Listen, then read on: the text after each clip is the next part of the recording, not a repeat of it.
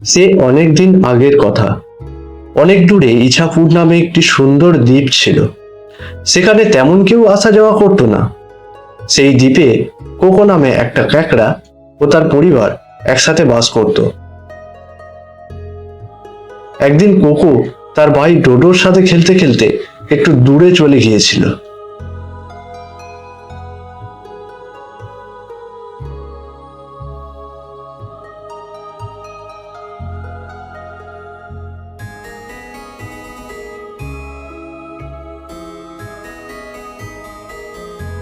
এ ভাই, অনেক দূর চলে এসেছি আজ খেলতে খেলতে।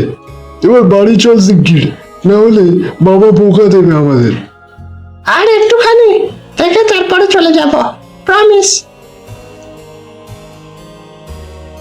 এই বলে তারা আর কিছুক্ষণ খেলতে লাগলো।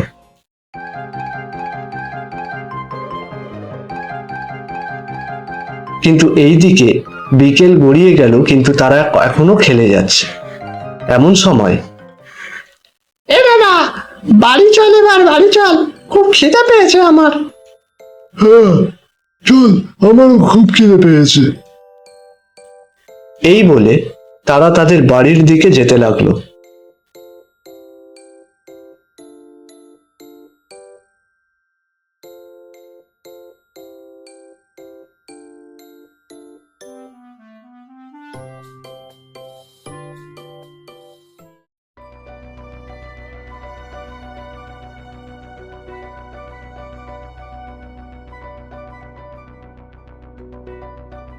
কিন্তু এমন সময় তারা আকাশে একটা সারস পাখিকে উড়তে দেখলো।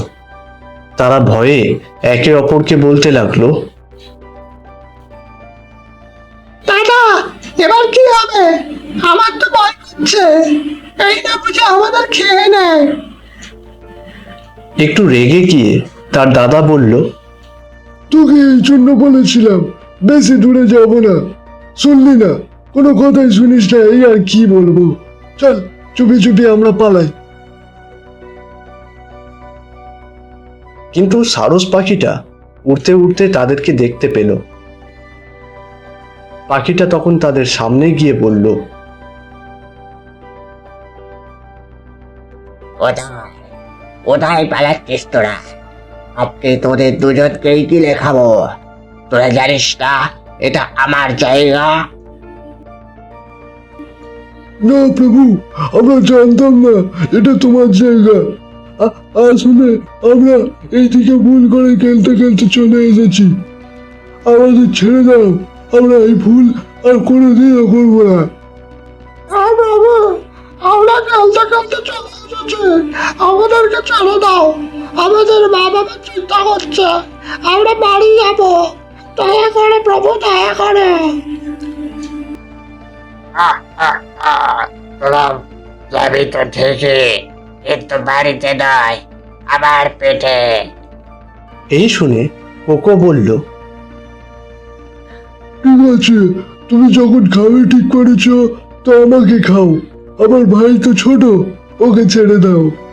না প্রভু, তুমি আমাকে খেয়ে নাও, আমার দাদাকে ছেড়ে দাও। এই কথাটা শুনে সারস পাখিটা বলল, আমি তোদের দুজনকেই খাবো। এই বলে পাখিটা তাদের দিকে যেই না এগোলো, তখনই কোকো তার ধারালো নখর দিয়ে ওই পাখিটার গলায় খুব জোরে ধরলো। বাবা গো, মা গো, বাঁচাও আমাকে, ছেড়ে দে, আমাকে ছেড়ে দে খুনি। সারস পাখিটা তখন যন্ত্রণায় এদিক ওদিক কাতরাচ্ছে।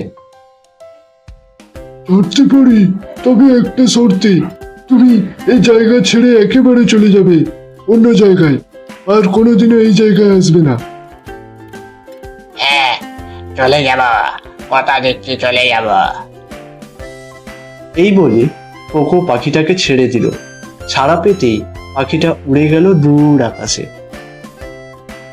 আর এইদিকে তারা দুই ভাই বাড়ির দিকে রওনা দিল। তো বন্ধুরা, কেমন লাগলো গল্পটি? ভালো লাগলে অবশ্যই লাইক, কমেন্ট এবং সাবস্ক্রাইব করবে। এখন টাটা, আরও একটি নতুন গল্প নিয়ে খুব শীঘ্রই তোমাদের কাছে আসছি।